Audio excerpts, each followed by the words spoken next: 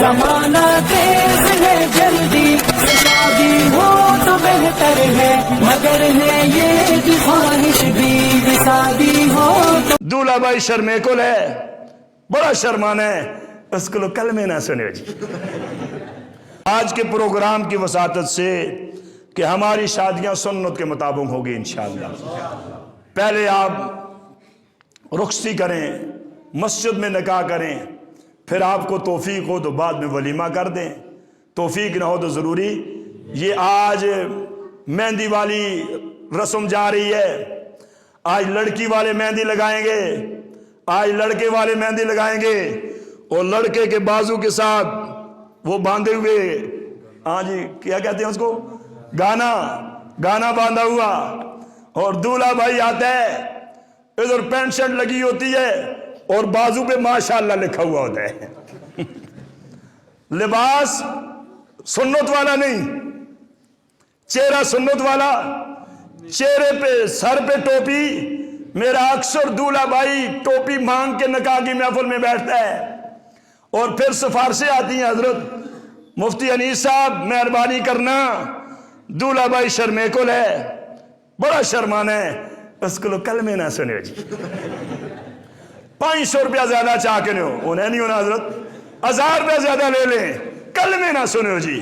ناچنا آتا ہے سب کا استغفر اللہ، گانا آتا ہے، بازار میں اس کو اعلیٰ اعلیٰ سوٹ لینے آتے ہیں، لیکن محفل میں بیٹھ کے کلمہ سنانا اور کہتا ہے میں عاشق رسول ہوں، انا للہ و انا الیہ راجعون۔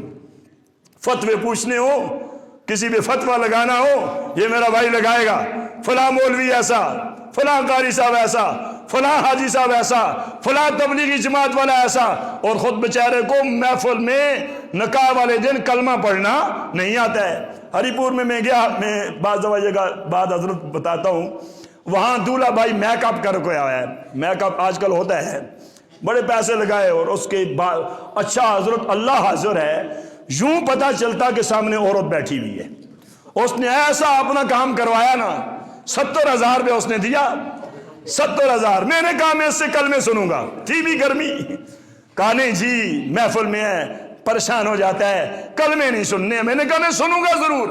اب میں نے 3 دفعہ کہا تو اس کو پسینے کے وہ نالیاں، پھر وہ میک اپ اپنا اثر شروع کرنے لگا۔ دولہا بھائی آئے ہیں جی؟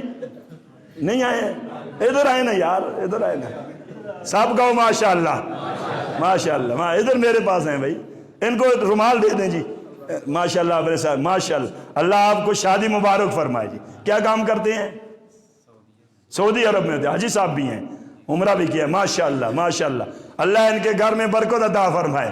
حاجی صاحب میں نے اس کو کہا میں ضرور کلمے سنوں گا، تو اب وہ بیچارہ ڈر کی وجہ سے، کیونکہ تسی بھی نکال دڑے پھسنے ہو، بعد میں تسی بھی نظر نہیں آنے ویسا، استاد جی آج بچائے ہو نا، میں ساری زندگی نہ نوکر، پھر اللہ نصیب کرے کوئی بچی بچہ ہوئے تو پھر دم پوانے سے آنے ہو، نظر ہی نہیں آنے ہو۔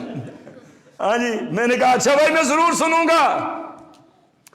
تو اس بیچارے کو پریشانی ہوئی، یار یہ مولوی صاحب اونچا بولتا ہے، آواز بھی میرا اونچا ہے تو یہ چھوڑے گا نہیں، تو اس کو حضرت ایسے دونوں طرف سے وہ نالیاں بنی نا، تو میں کب گیا جی کپڑوں پہ، میں نے کہا بھئی کیا فائدہ نبی کی سنت کے خلاف مذاق کرنے کا، آؤ تحیہ کریں، آپ میرے نبی کی امت کے ہیرے ہو، آپ کلمہ پڑھنے والے ہو، ساری دنیا کے کافر ایک طرف، آپ کا مقابلہ نہیں کر سکتے، اللہ نے آپ کو وہ شان عطا فرمائی ہے، میں اور آپ تحیہ کریں کہ میرے گھر میں میرے بیٹے کا میری بیٹی کا نکاح سنت کے مطابق ہوگا انشاءاللہ، پھر دیکھیں آپ کے گھروں میں کیسے برکتیں آئیں گی۔